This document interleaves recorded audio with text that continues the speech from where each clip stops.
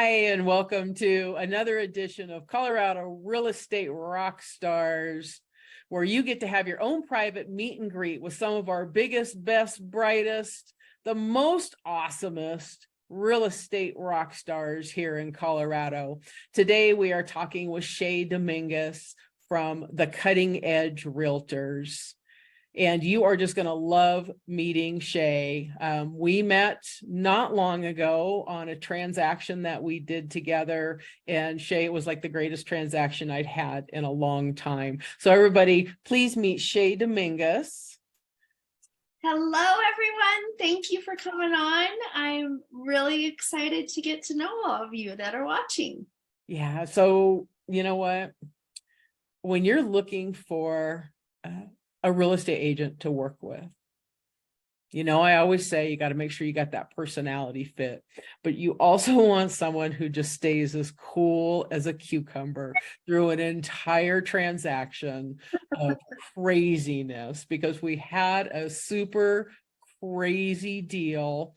It was a great deal. I mean, we didn't have property issues. We didn't have loan issues, but I called it the Lemony Snicket's deal because things just went haywire. Borrowers moving from out of state, and stuff going on with our sellers here. Ending up in the hospital. Yeah, both sides of the transaction having emergency surgery.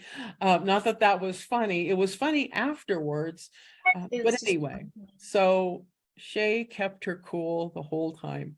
And I know there was a lot of people that would have had a mental breakdown halfway through that. So Shay, tell us a little bit about yourself. I know you're a Colorado Springs girl. I am. Give us the skinny on it. Okay, I was born and raised in Colorado Springs, and so I've been here since 1970.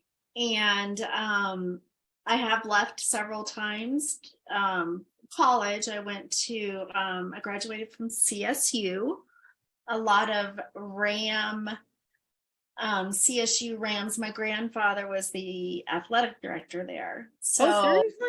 Yeah. So back in the 60s and 70s. So my parents are both from Fort Collins.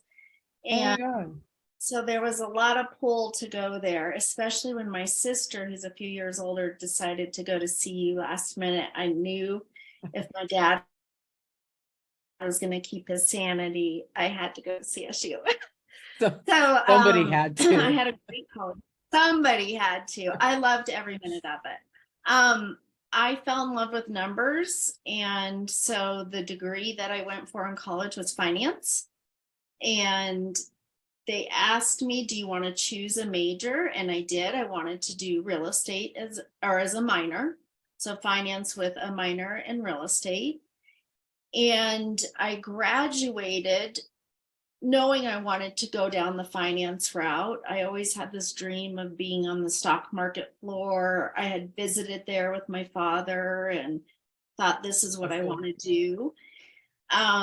I was hired before I graduated by Nations Bank, which is now Bank of America. So at that time, it was Nations Bank. Bank of America bought them out. Mm-hmm. But they happened to have an office in downtown Denver in their oil and gas division, and they needed a financial analyst. Oh, wow. Well, yeah, so it was a great job, great pay. The ironic thing is my father is in oil and gas, and so has been forever. And so it was interesting that I was going to be working in that same field. So I was in downtown Denver. I had met a gentleman on a training. We were sent to Dallas for 3 months, and he worked for the same company, but he worked at the headquarters, which are in Charlotte, North Carolina. And if you don't know, many people don't know, outside of New York, that's like the second biggest financial hub. It's a huge financial hub. Lots of big mortgage companies there. Yes, tons of them. It's a big melting pot. It's a wonderful city. So in order to be closer to him, I applied for a job transfer. And so I went to Charlotte, North Carolina, and I loved it there. And it was, I could have seen myself staying in Charlotte, North Carolina. I didn't love my job. The hours were grueling. I was the only female in my entire department. It was very challenging. It was just very, very challenging. I'll bet. And I didn't love going to work every day, but here I am. I was 24 years old and or 23, 24, and knew I had bills to pay. And I was there about 2.5 years. And then in December, I got a phone call from my father saying I needed to come home right away, that my mom was in the hospital and she had a brain aneurysm. And I have this fly, so please excuse me. I'm not. So It's one of her quirks. She it just is waves not to one of my people all the quirks. time. It's been here for so long. So I came home and sadly, my mom did not survive. She ended up dying at the end of January. And I knew without a doubt I needed to be home. We were all just devastated. It was my I can dad imagine. and I and my brother-in-law and my mom's mom. And my mom was only 48 years old. So I left my career there. And at the same time, I was engaged, but he was not on board with me coming back home. So that kind of dissolved the engagement. This And was the one that we moved to Charlotte for? yes. Oh, okay. Yeah. Mhm. I just want to keep up here. Yep. So I moved back home, and this is to get me back home anyway. It's beginning of February, and my life just feels like it's in turmoil, but my focus is my father. And I had always, even before going into finance, I wanted to be a teacher. I come from a family that's in business. So in my brain, I always knew there's no money in teaching. I'm going to go into business. I'm going to go into finance. Instead of following your heart, you were following your head Yes. and your logic. Yes, exactly. So I was talking to my dad about it, and he's like, go back to school. He's like, go get your teaching degree. And I was like, I don't even know where to start. So it was February, and I called up UCCS, and I happened to get the most amazing advisor on the phone. And I just said, she said, we have a new program. It's called the Teacher Education Program. It's a full-time program. You go to school for a little over a year. You have to have your bachelor's already, which I did. Mm-hmm. And I had to take a few extra classes on top of the TEP program. And so you're there 8 hours a day. It's for people who are an accelerated path. Uh-huh. So anyway, she said, the kicker is the deadline. She's like, we're only taking 25 people and the deadline is in 2 days. Oh. And I had an awful lot of stuff I had to do. Well, I did. I got it all done, and I did get called in for an interview, and they had like 150 people apply, and they took about 25 of us. Oh my gosh. And so, by the grace of God, I got accepted. So that was in February, or I found out in March. The program started in May. So everything happened pretty quickly. I think that was God's plan. You didn't have a chance to think about it and reason about, I need to stay in finance or something like that. No, I just made the jump. I was living at home with my dad, taking care of my dad. He's like, don't worry about getting a job, focus on the teacher program. But I also wanted to get volunteer hours in at schools. I had teacher friends, so I wanted to get more exposure in the schools. So I was doing that as well. So then I graduated. I started in May of '96, and I graduated in May. I actually did it in a year in May of '97. And then I had a couple classes I had to take that summer. And then I was a fully fledged teacher, and I started teaching in August of that year. At the same time, I had reconnected with an old flame during all this time that I had dated in college. And he had found out about my mom. Anyway, we got married. And So this was like a high school sweetheart? early college. Early college? Yeah, a couple years, and he was older than me, so he left college soon. Oh, got it. And we broke up. So I became a teacher, and I loved elementary is where I was focused. I was elementary education. That's the hardest job in the world, you know that. It was absolutely the hardest job in the world. I can say it from experience because I taught for 1 year. One Yes. year. That's my career. When I hear people, everybody should try teaching at least once. Mhm. Yeah, you will have a whole new appreciation for teachers in there. Well, they get summers off. Oh, well, but you don't. No, you don't. You're doing lesson planning. Classes, you're doing lesson planning, they've come up with a new reading series or math series. Anyway, so I became a teacher in 1997, and we had 2 children. I had my first, my daughter in 99, and I had my son in 2001. And the marriage didn't work out for different reasons, but my But you kids got great kids out of it. oh my gosh, my kids are just the best. They're 24 and 22. My son graduated from San Diego State University in May, but he had a job before he graduated, and he works for Dish Network. His degree's in finance. Oh, is it really? Yeah, he's in the finance department with Dish Network up in Lone Tree, and he loves his job. Oh, that's awesome. Really? My daughter graduated from Northern Arizona University in Flagstaff, and she chose that school because they have a really good hospitality program, and that's what she is in. And she worked at a college a couple years in McCall, Idaho, which is like being in a Hallmark movie. This town is in the mountains, and it's just precious. Oh my God. The lodge she was with is a great lodge, but it's not a chain, or there was nowhere to go. Oh, got it. So she decided she wanted to try going somewhere else. And so we just got her moved.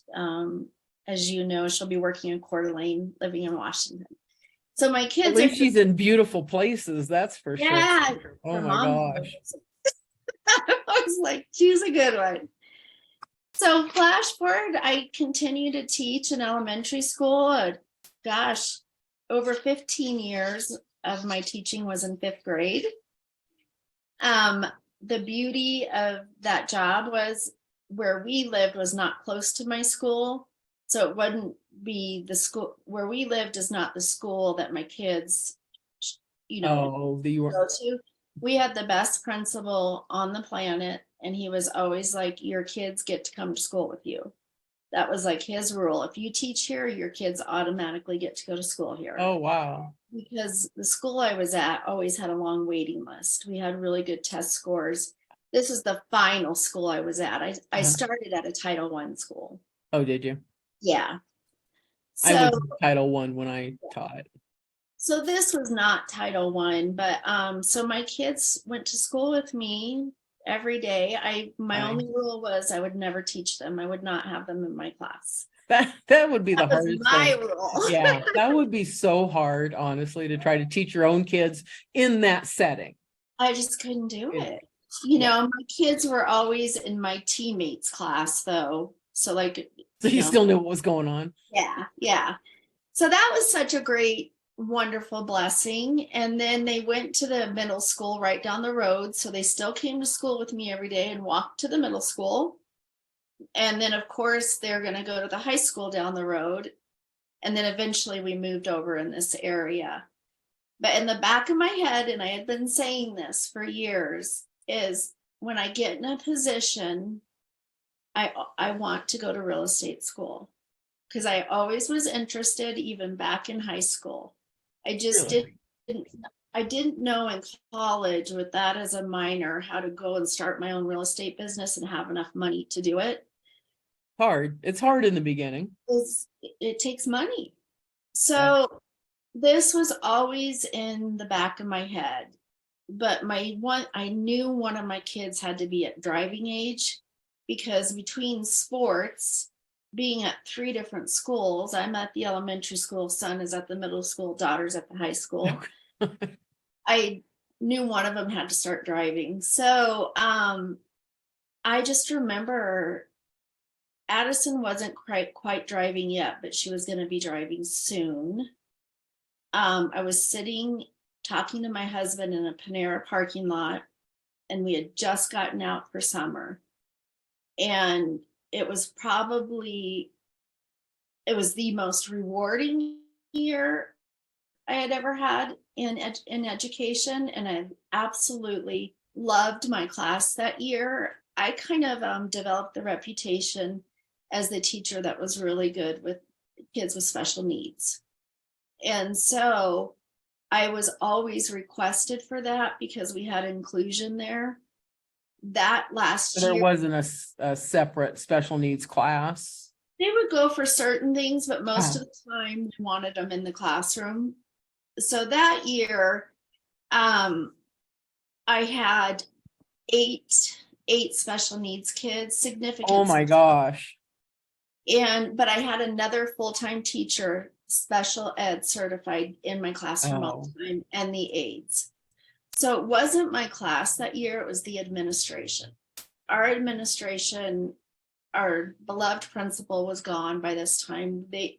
We had horrible, chaotic administration. And I knew it was just time to make a change. I was tired. I wanted to be able to help my kids through college. I wanted to do all this stuff. How am I going to do this stuff? So I remember in that Panera parking lot, my husband's like, get off your ass and go and do it. Just do That it. night, Just do it. Yep. I went home that night. I got on the Kaplan website. I saw that in a week, a new session was starting, and I wanted it in person, and it was in person, and they had 2 slots left open.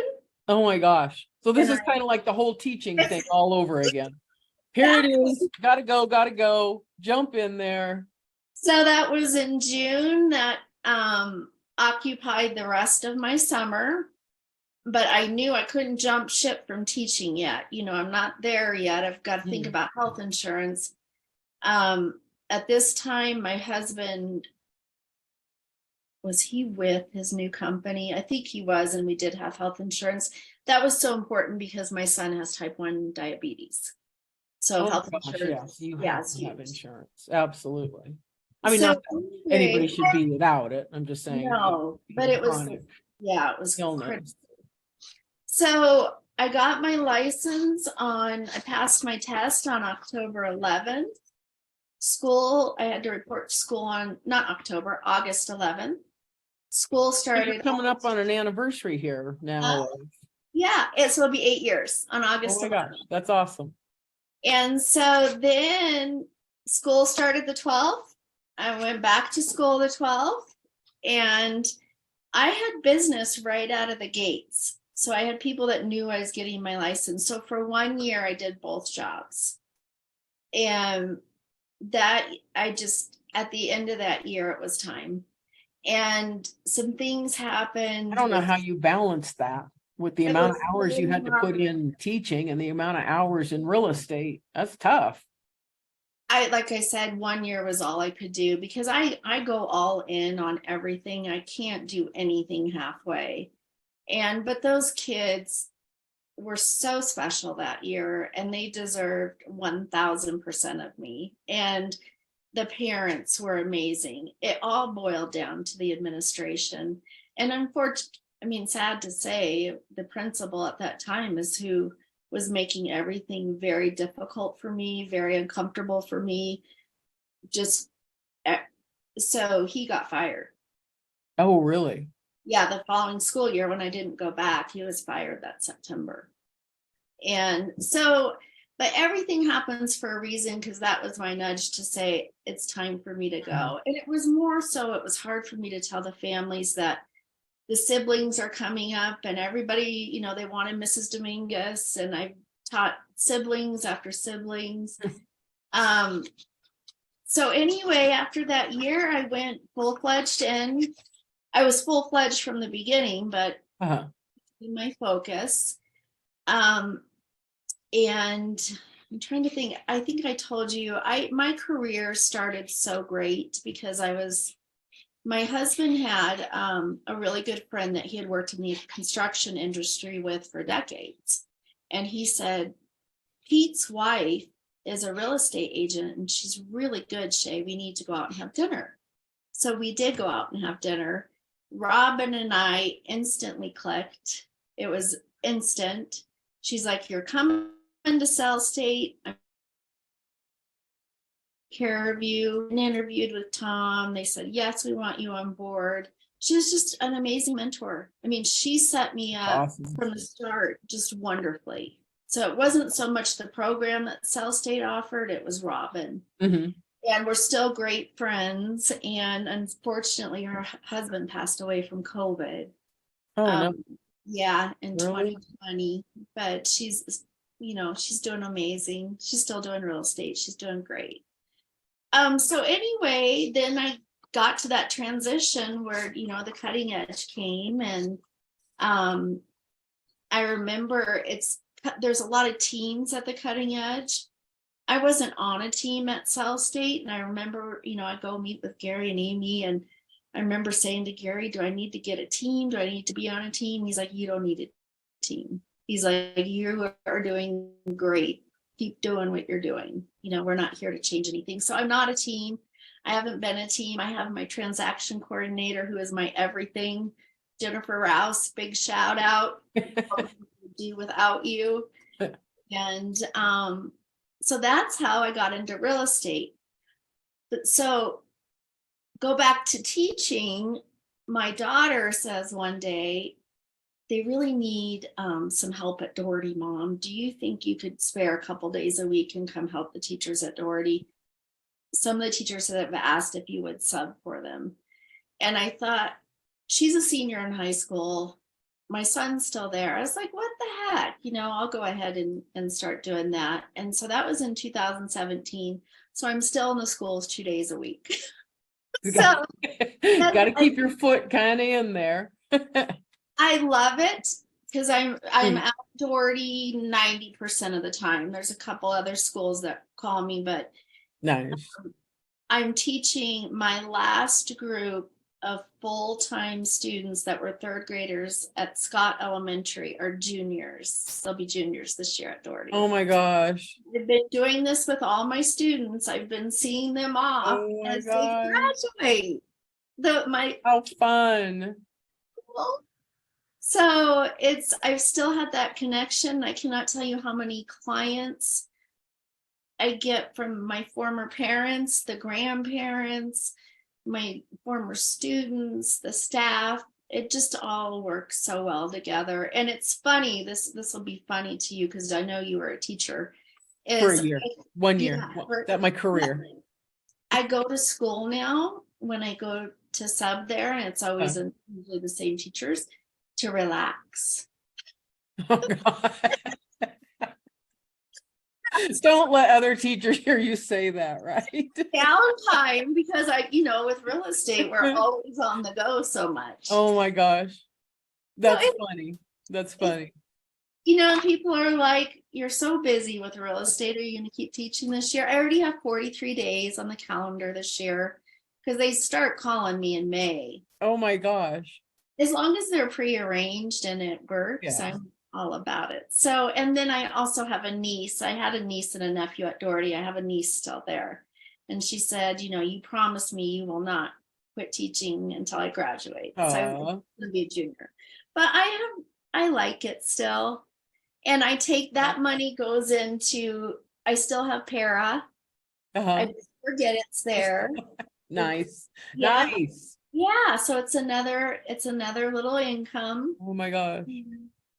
You can tell when, you have to be passionate about teaching to make Yes. it past 1 year. So it's not that I didn't love my students, and it's not that I didn't love my parents. Yeah. I had that really bad administration It will make issue that was just horrible. And I thought, you know what? You're not going to talk to me that way. I'm still flabbergasted at how administration talks to teachers. fourth grade, right? I was fourth grade. Yeah. Love those kids. I was in another state in a relatively poor type Right. of area. Loved my kids. Still adore them. But you know what? Administration just ruined it. And that, 33 years now in the mortgage business. I was at like my 26-year point then. And I thought, I truly did want to give back to society.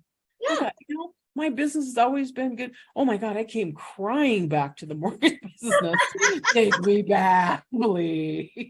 Well, like my mentor, Robin Searle, that I was telling you about, she's with Mm. HomeSmart now. She was going to come. They wanted her really bad at the cutting edge, but that switch was supposed to happen, and then she lost her husband. No. And so she needed to go somewhere where she could hang her license and kind of take care of life. Mhm. And so, and she does a lot of business still, but she's at HomeSmart. But she tried subbing for 1 year, and she will say, she's like, hardest job I've ever had in my entire life, ever. And she was in California.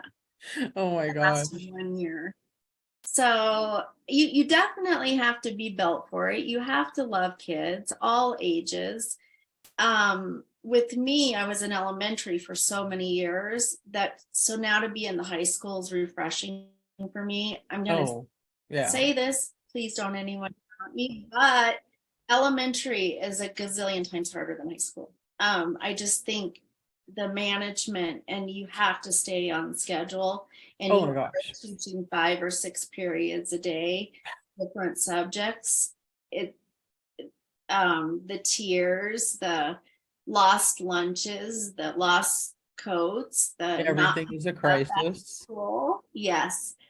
So it's a whole, and high school has a lot more planning periods than you get in elementary school. What, you get 50 minutes in elementary school, 25 minutes lunch. Anyway, That killed me. I got to tell you that the 25-minute lunch killed me. because you got to go to the bathroom. You better check your emails in case any parents need to tell you, my child's going to stay with you a little bit longer after school. Oh, good. So everything comes full circle, right? I love what I'm doing. I absolutely love real estate. I love doing real estate because I love people, and I love helping people reach a goal, often that they never even thought was attainable. I love helping people, like a special family I just worked with. They needed to, he has an illness, mom is aging, they needed to sell both houses, find a house that fit that multi-generational. We did it, and we got them it took us a long time. Mom had been in her house 50 years. Oh my gosh. So Yeah. estate sales, but I like being able to help with that. I want to be that person that my clients can come to and say, I don't know where to find someone to help me do this. Let's just say an estate sale. I want to be able to say, I gotcha. I'm going to help you. And the other big part is the educator in me is I want to explain to people the process. I want them to understand what they're doing, whether or not they're buying or they're selling. Mm-hmm. A lot of documents you sign, you need to know what you're signing. But I want them to understand the process, so that time next, when they go through it next, it's not as scary and it's familiar.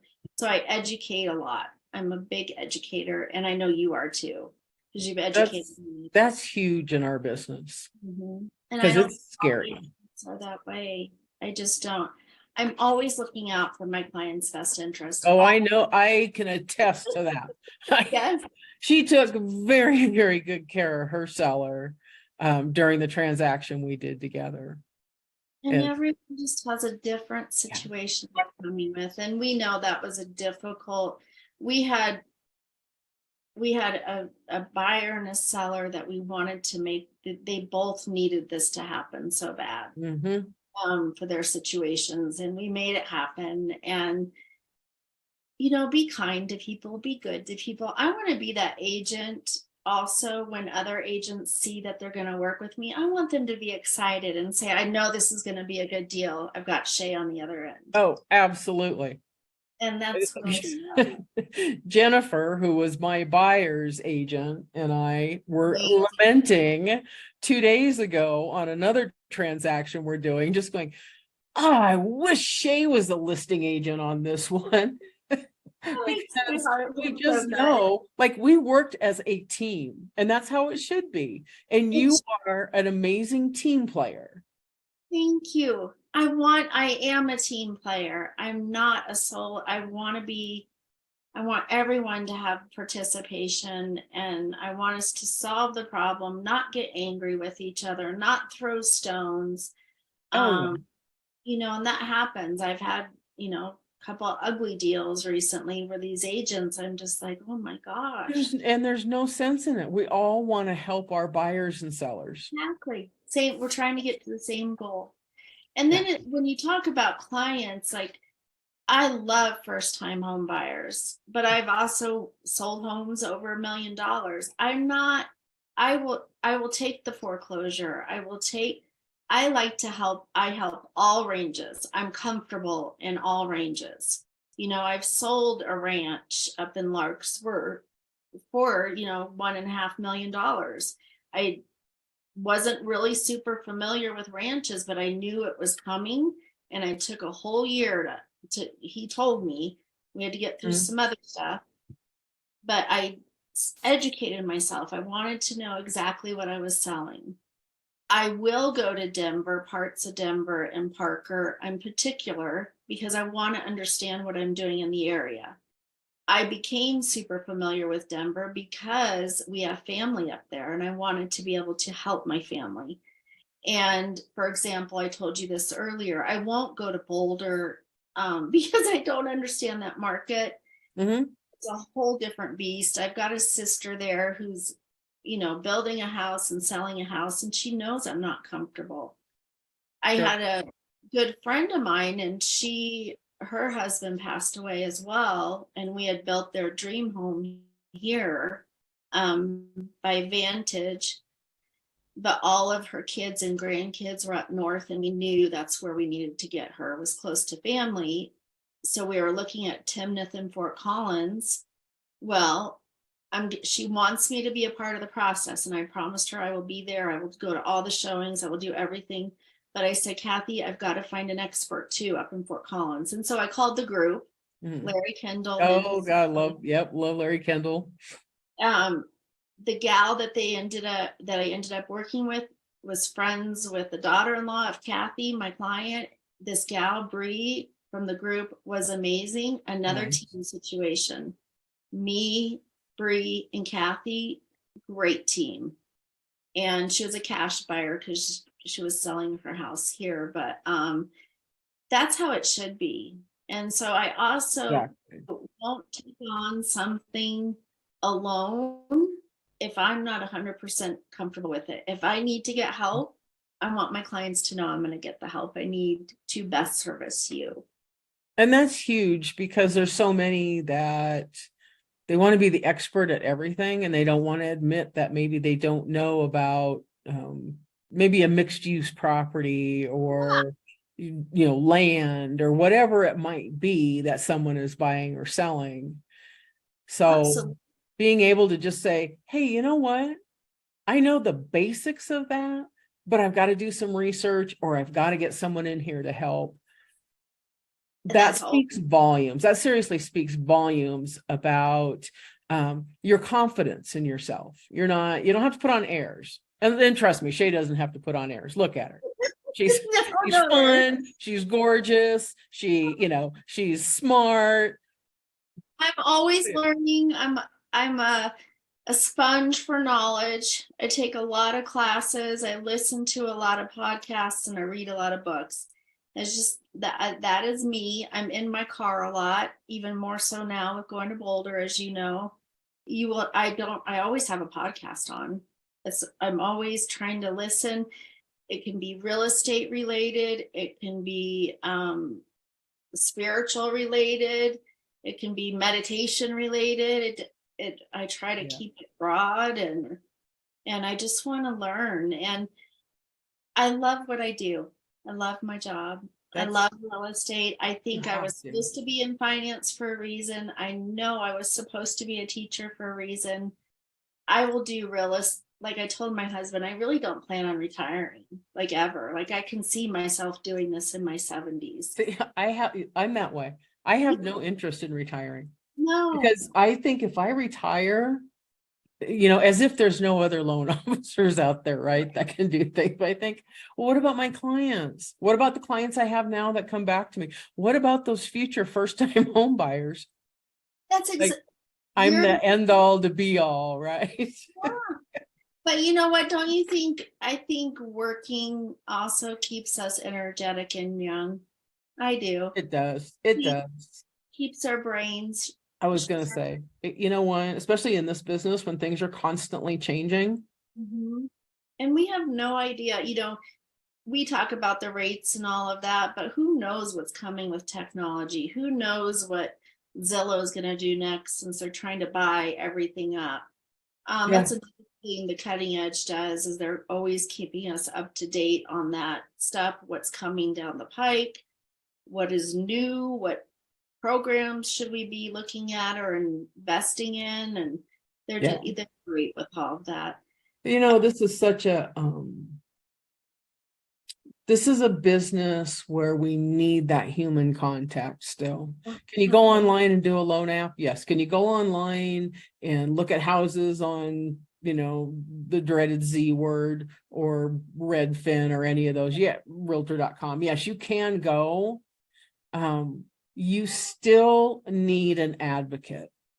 Absolutely. And can I say something, since you just said that? If you're listening to this, if you are choosing to go build a new home, if you are talking to sales reps at the new build sites, take a realtor with you. Please take a realtor. Always. Yes. What you need to understand is the salesperson can handle the transaction, no problem, but they are not going to look out for your best interest. They're employed by the home builder. I'm not saying they're going to throw all your interests out the window, but it doesn't cost you anything to get a realtor. I don't charge anything. If you take me, they're going to pay my commission. You're not going to pay me. I'm looking out for your best interest. And there's a lot of things like with walkthroughs, and with a new build, you should still do an inspection. Hands down. I will tell you some scary stories of things that have come up at inspection. The salesperson at the builder's office is not ever going to recommend that. So that's a word of advice. Anyone listening out there, if you're going to do a new build, always have a real estate agent. Always, always, always. And have that agent before you go look at that new build the first time. Exactly. And on that same kind of line of thinking, I hear people, they will say, well, I think I'll just go to the listing agent. I'll get a better deal on a house they're looking at. No, that agent is working for the seller. You need to have an independent person, a buyer's agent, another agent, and let them work it out together, because you don't want the listing agent to know all your business. Exactly. It makes it very hard on the listing agent to be fair to both you and the seller. Well, you have to, I'm always a buyer's agent or a seller's agent. I won't step down to transaction broker for that very reason. So just on 2 of my last listings, this was in it happened twice back to back. I had 2 listings going on, and someone called me and said, well, I want to work with you. I always work with the listing agent when I find a house I want to buy. And I said, I don't do that. I can partner you up with a great agent for my office, but my fiduciary duty when I sign my listing agreement with my seller is I would serve them 100%. And if I attempt to serve you, I have to change my status, and that's not what I agreed to. Yeah. So I agree with you. And so twice I got that from 2 different gentlemen saying, I always go to the listing agent because I get a better deal. And I can say 100%, they don't have a clue what they're honestly talking about. You are not somehow they think that like maybe only the commission is going to be half coming from the seller, and so the seller is going to come down on price. I mean, that's what I hear, and I'm like, no, they've already signed their listing agreement. yeah, Things I aren't don't going to know change here. Yeah, I don't know what they think they're gaining by that either. No. And one of these gentlemen was a retired general or something. He's like, I bought all my houses this way. And I was like, well, I don't do Well, that. you left money on the table, buddy. Yeah, exactly. You left money on the table. So that was another great point. And they call that double ending a deal. And there are agents out there that love to double end deals. It's just not a practice that I'm comfortable with. And it have to be very situational too. It would depend on, like, do you know both parties? Maybe something really weird like that. Yeah. I've never done it. I've never double ended, and I won't start. Yeah, I don't know. I'm not a real estate agent, mortgage lender, but Yeah. I don't know that I would want to be trying to balance. And I'm not saying that you're not going to give that buyer the best deal that you can, but really it's maybe not, because let's say your seller could come down 50,000, but you don't want to tell the buyer that. No, but if that buyer had an agent talking to you, it's different. How do you get through inspection? Mm. Like that?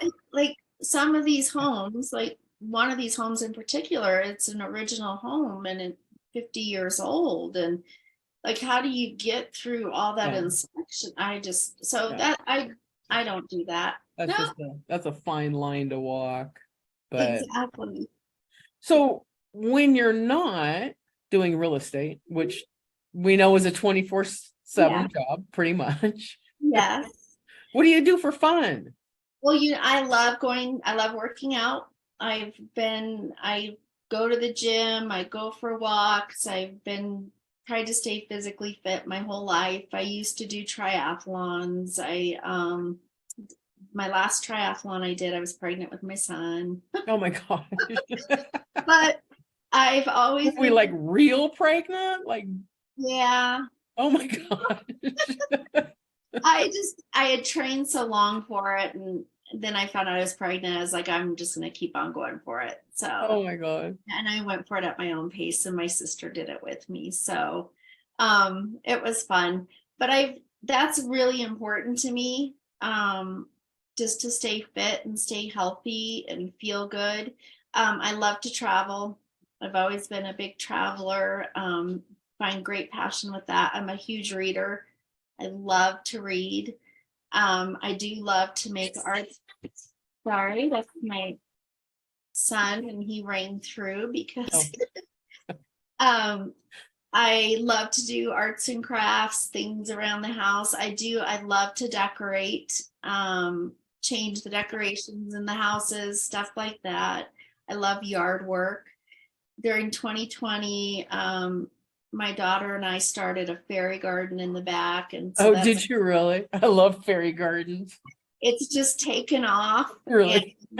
Yes, it's kind of become my little baby. I have a lot of great friends. I love having lunch with my friends. I've got a lot of family in town.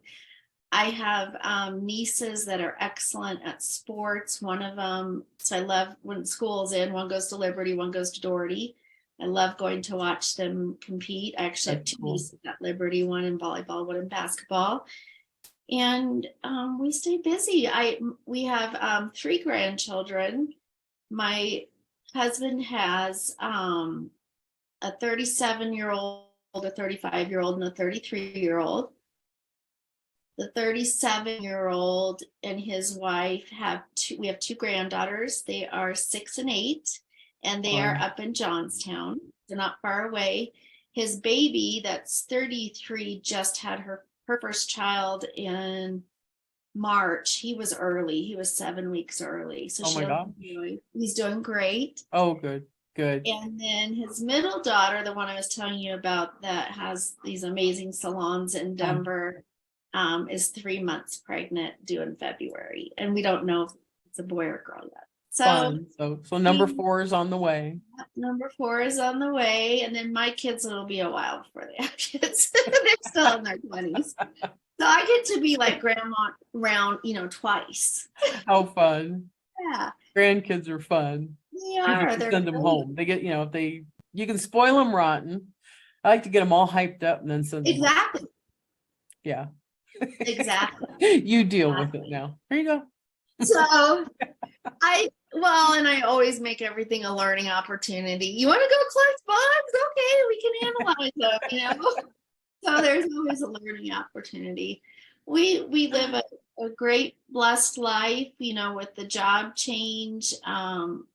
It changed our lives pretty significantly. And I was able to pay, my kids have no college debt. So that was what an accomplishment. Amazing. Honestly. Yes. That was my goal. Jump right into real estate and just become a success. And I think it's really interesting. So many people get into the business and they work their tails off and they never get it going. I know, and I feel so bad for people like that. Yeah. I have to say, especially being from, I have a girlfriend who gave it her all. She gave everything she had to real estate. We met at Kaplan and it just didn't take off for her. So she went back to her other job. But I also think my sphere here, being a native, sure, and being an educator. Oh, so many people. Yeah. So your sphere is huge. My husband every now and then will say, "Oh, we should move." And what the first thing that goes through my head is, what about my book of business? What about my people? What about my clients? I can't start all over. No. And a lot of my clients come back to me. I don't buy leads. I'm all referral based. So that's like a terrifying thought. So I think we're kind of stuck here for quite a while. Plus we have our parents. It's kind of a decent place to be stuck. Good place to be stuck. I love stuck in Colorado Springs. I love Colorado. I love Colorado Springs.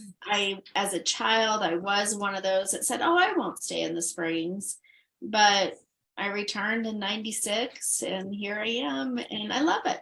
I will always love it here. Lots and lots of memories. I get it. I tried to move away. And you came right back. Where am I? Yeah.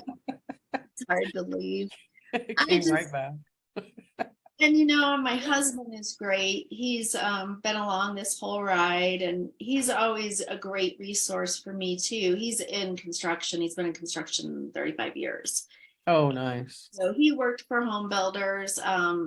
He worked for John Lane Homes until they sold. He was with them a long time. He was the VP of construction. He worked for Melody Homes. He worked for wow. Homes. And then now he works for a large general contractor in town and they do apartments and really? And AutoZones and Sprouts. And so he's a senior superintendent with them. And so I always have questions and he's just a great resource to go to because he knows so much. Yeah, I would say he's obviously has a big sphere of influence too. Oh, huge. And he did get his inspector's license. He never did anything with it, but he did get it.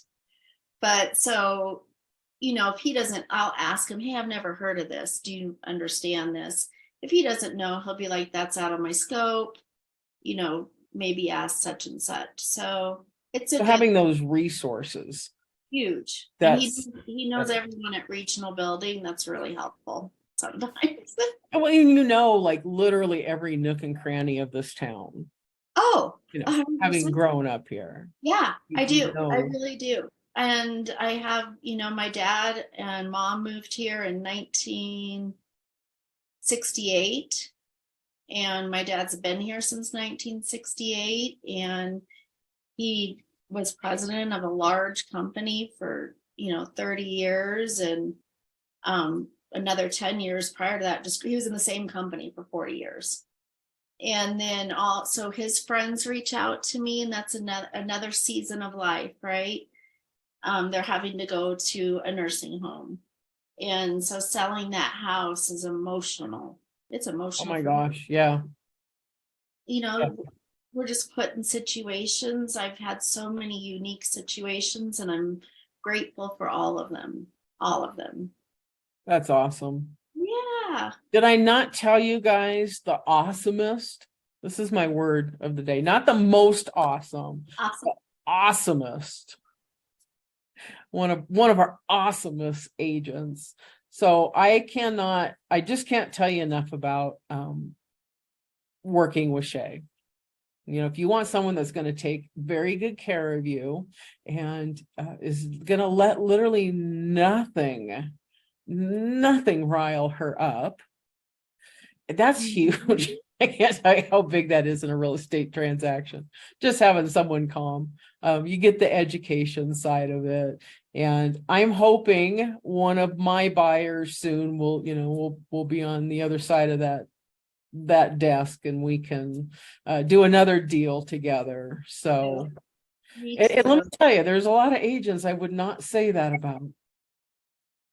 Well, I'm honored. When the transaction's over, you're like, oh my God. You're amazing yourself. She is an amazing. If you have not worked with Linnea, she's amazing, amazing, and she's continuing to educate me. Get on her email list that talks about all the one she sends out Thursdays. I save them all.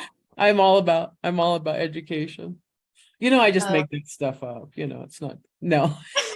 Yeah, well, you have big words in there. I have a thesaurus. Some days, as crazy as the market is right now, as crazy as the bond market is, there's days I do feel like, is that really what's going on, or did I just make that up in my head? Something's got to give. It's And crazy. the thing I want to mention to everyone is I'm a huge communicator.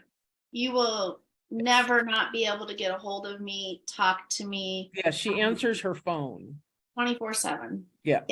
You will talk to me. And any of the agents that I interview on here, that's one of the things. You want to come on my podcast? The #1 real estate meet and greet podcast in my. Yes. You got to be someone that answers your phone. Yes. I want someone who's going to take care of those clients, whether I'm a part of the transaction or not. Right. I want all clients to be taken care of. So Absolutely. I know you will. You will take good care of them. I also I know there are agents that turn their phones off at 7 and don't turn them on till 9. We got to understand we're working with a population that is a working population. A lot of people need to speak to you at night and can only work with you at night. Yeah. And sometimes it's early in the morning. That when you take on this job, that's part of what you take on. We have to be available to our clients. They might be overseas. They might have a night job and sleep during the day. You've just got to be available and answer questions. Absolutely. In fact, I think there was a couple of times that you and Jennifer and I, maybe 10 o'clock at night, would text the other one thinking that they'll see it in the morning. Absolutely. So, yeah. I can't forget. And I said, it's like, well, Shay's up. Oh, Jennifer's still working. So that was a good deal. I'm so glad it was awesome. Well, I so appreciate you coming on. Having me. Thank you. And I hope a million people call you, because I know they'll be taken care of. And the thing is also with Shay is, again, she's not on a team. It's her. It's me. Yeah. when you call her, you're going to talk to her and you're not going to get, and there's nothing wrong with teams. I'm not saying that. Oh, no, I'm no. just saying, if this is the person you're seeing, and if you want to talk to that person, that's who you're going to talk to. And So- you're gonna work with me. I'm gonna take you to show houses. The only time it might be a substitute is if I'm out of town that day and we need to get you to see that house that day. But it is 100% me. You will always work with me. You will always talk to me. I have an assistant, my transaction coordinator in the background. She loves to get to know my clients. She's a part of my little family, but it's always me. So it's like me and my right arm there, Kevin. but then I know everything going on and I need to know what's going on with all my clients' files. So, Yeah. We all have to have that person in the background helping out, but absolutely. we're still the face of the business. Yes. Yeah. So, well, awesome. Thank you. You know what? If you don't win the lottery tonight, then I hope that you seriously sell 1 million houses. Thank you, Linnea. So we will be talking to Shay again. Trust me. I would love to meet my son. All right. Thank you, Linnea. It's been a great chat. Thank you. Absolutely. Thank you for coming on. Anytime, and have a blessed weekend. You too. Okay.